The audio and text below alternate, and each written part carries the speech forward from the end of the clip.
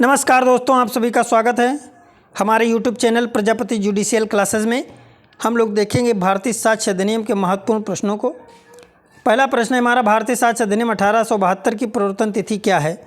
तो भारतीय साक्ष्य अधिनियम की प्रवर्तन तिथि है 1 सितंबर 1872, यानी यह 1 सितंबर 1872 से लागू है।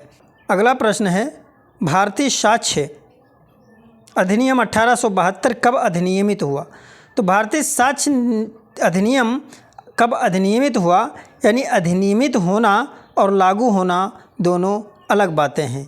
तो ये अधिनियमित हुआ 15 मार्च 1872 को। तो इसका राइट आंसर जो हो जाएगा वो ऑप्शन सी हो जाएगा, यानी 15 मार्च 1872। अगला जो प्रश्न है हमारा, अगला प्रश्न है, भारतीय साक्ष्य अधिनियम किस पर लागू नहीं होता है? ऑप्शन ए, न्यायालय के समक्ष पेश किए गए शपथ पत्रों पर, बी है मध्यस्थ के समक्ष कार्यवाहियों पर, सी है ए ऑप्शन बी दोनों पर, डी है न्यायिक कार्यवाहियों पर।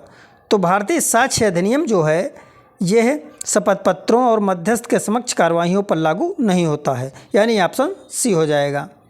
अगला है, भारतीय साक्ष्य अधिनियम किस पर लागू होता है? ऑप्शन ए, न्यायालय के समक्ष पेश किए गए शपथ पत्रों पर, मध्यस्थ के समक्ष कार्यवाहियों पर, न्यायालय में या उसके समस्त न्यायिक कार्यवाहियों पर, उपरोक्त सभी में। तो इसका जो राइट आंसर हो जाएगा वो ऑप्शन सी हो जाएगा, यानी न्यायालय में या उसके समक्ष समस्त न्यायिक कार्यवाहियों पर लागू होता है। अगला प्रश्न है, साक्ष्य अधिनियम के संबंध में कौन सा कथन सही है? ऑप्शन ए, अधिनियम के विधेयक का प्रारूप हेनरी मैन ने तैयार किया था, यहाँ पे हेनरी मैन है। अगला है बी, अधिनियम का विधेयक किस प्रारूप द्वितीय विधि आयोग द्वारा तैयार हुआ था? अगला है, अधिनियम के विधेयक का प्रारूप सर जेम्स स्टीफन ने तैयार किया है। अगला है, उपरोक्त में से कोई नहीं। तो इसका राइट आंसर हो जाएगा ऑप्शन सी, अधिनियम के विधेयक का प्रारूप स्टीफन ने तैयार किया था। अगला है, भारतीय साक्ष्य अधिनियम 1872 क्या है? तो भारतीय साक्ष्य अधिनियम 1872 ऑप्शन ए, मौलिक विधि, प्रक्रिया विधि, सी है मौलिक एवं प्रक्रिया विधि, डी है इनमें से कोई नहीं। तो इसका ऑप्शन जो है वो हो जाएगा बी, यानी भारतीय साक्ष्य अधिनियम 1872 एक प्रक्रिया विधि है। अगला प्रश्न है हमारा, साक्ष्य विधि क्या है? ऑप्शन ए, लेक्स टेलिनिस है, बी लेक्स फोरी है, सी लेक्स लोसाई है, ऑप्शन डी लेक्स साइटस है। तो इसका ऑप्शन हो जाएगा बी, लेक्स फोरी है। लेक्स फोरी का जो अर्थ होता है वो होता है स्थानीय विधि, जो विधियां स्थानीय क्षेत्र में लागू होती हैं। अगला है, साक्ष्य की विधि कैसा प्रभाव रखती है? ऑप्शन ए, भविष्यलक्षी प्रभाव रखती है, ऑप्शन बी भूतलक्षी प्रभाव रखती है, ऑप्शन सी व्यक्ति के मूल अधिकारों को प्रभावित करती है, ऑप्शन डी प्रक्रिया विधि नहीं है। तो इसका जो सही उत्तर हो जाएगा वह हो जाएगा भूतलक्षी प्रभाव रखती है।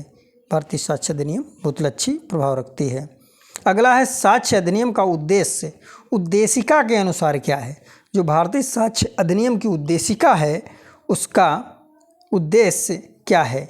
ऑप्शन ए, साक्ष्य विधि को परिभाषित एवं संशोधित करना, बी साक्ष्य विधि का समेकन, परिभाषा एवं संशोधन करना। तो इसका राइट आंसर हो जाएगा ऑप्शन बी, साक्ष्य की विधि का समेकन, परिभाषा एवं संशोधन करना। अगला है, साक्ष्य विधि में क्या शामिल है? विवेक के साधारण नियम, साक्ष्य के विधिक नियम, तर्क के नियम, इनमें से कोई नहीं। तो साक्ष्य विधि में शामिल है वो हो जाएगा साक्ष्य के विधिक नियम, यानी ऑप्शन बी इसका सही उत्तर है। अगला है, भारतीय साक्ष्य अधिनियम किस पर लागू होता है? ऑप्शन ए, मध्यस्थ की कार्यवाही पर, शपथ पत्रों पर, अवमानना की कार्यवाही पर, ऑप्शन डी इनमें से कोई नहीं। तो इसका जो सही उत्तर हो जाएगा वो हो जाएगा अवमानना की कार्यवाही पर। अवमानना की कार्यवाही न्यायिक कार्यवाहियों के अंतर्गत आती है। अगला है, साक्ष्य अधिनियम में कितने अध्याय एवं धाराएं हैं? ऑप्शन ए, 164 धाराएं एवं 10 अध्याय, 167 धाराएं एवं 10 अध्याय, 167 धाराएं एवं 9 अध्याय, 167 धाराएं एवं 11 अध्याय।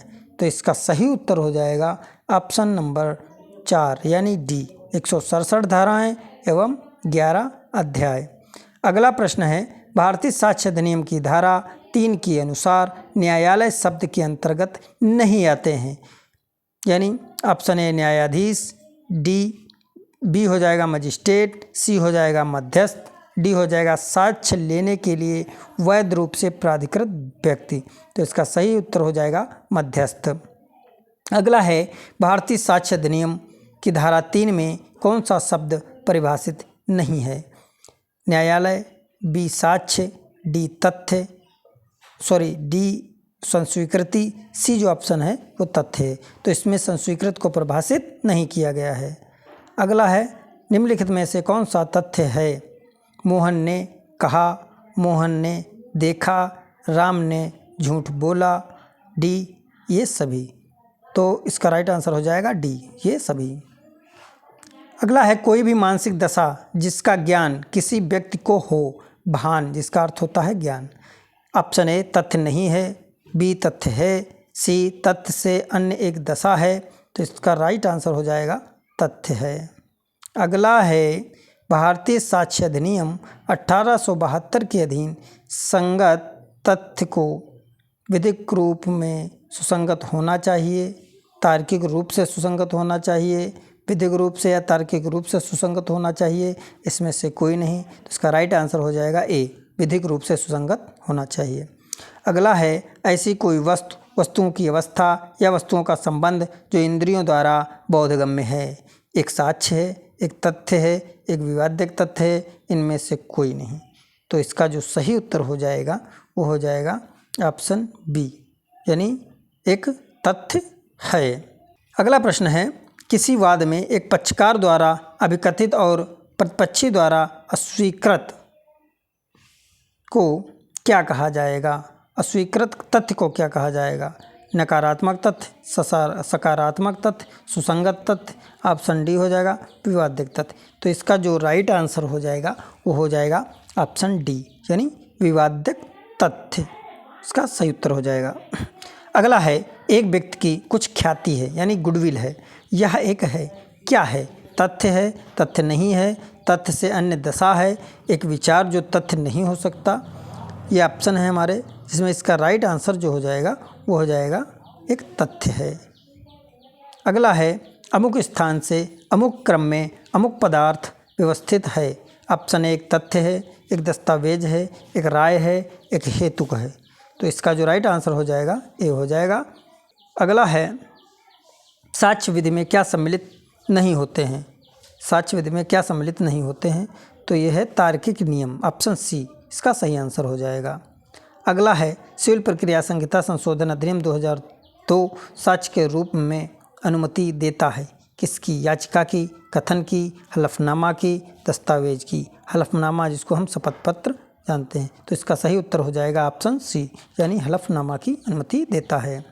अगला है, साक्ष्य अधिनियम की धारा 3 में इलेक्ट्रॉनिक अभिलेखों को किस तिथि से शामिल किया गया है? ऑप्शन ए 17 अक्टूबर 2000, 10 अक्टूबर 2000, 2 अक्टूबर 2000, 9 नवंबर 2000। तो इसका सही उत्तर हो जाएगा वो हो जाएगा ऑप्शन ए, यानी 17 अक्टूबर सन 2000 में भारतीय साक्ष्य अधिनियम की धारा 3 में इलेक्ट्रॉनिक अभिलेखों को शामिल किया गया और ये 17 अक्टूबर 2000 से प्रभावी है।